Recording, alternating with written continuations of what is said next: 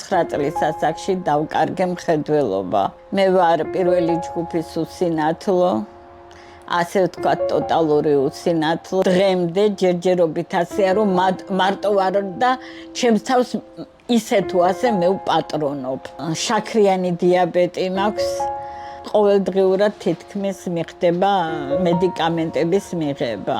უფერული ცხოვრებას ვეძახი ჩემს ცხოვრებას, უფერული და იდუმალი. უსინათლო, მარტოხელა, დიაბეტით მძიმედ დაავადებული მზიაბებო, მთელი გულით ელოდება ჩვენს დახმარებას. ის სრულიად უმწეოა. დაკარგა ყველა ახლობელი ადამიანი. საბრალო ქალი თავის გატანას ძლივს ახერხებს. მას არც წამრების, არც საჭმლის საყიდელი ფული აქვს. მზიაბებოს დახმარების თხოვნა ძალიან ერიდება. მიუხედავად იმისა, რომ ის ბევრს არ ითხოვს. ქალი მთელი ზამთარი გამათბობლის გარეშე იყინებოდა. ძველი გაფუჭდა. ახლის საყიდელი ფული კი არ აქვს. ნუ თუ ამ საყვარელ კეთილბებოს არ დავეხმარებით, ჩვენ მისი ერთადერთი იმედი ვართ. ამ ადამიანს გასაჭირში ნუ მიატოვებთ, გაუწოდეთ მას დახმარების ხელი და 1000 მაგად დაგაჯილდოვებთ ღმერთი. გადარიცხეთ ნებისმიერი თანხა ჩერნოვეცკის ფონდის ოფიციალური საიტის მეშვეობით.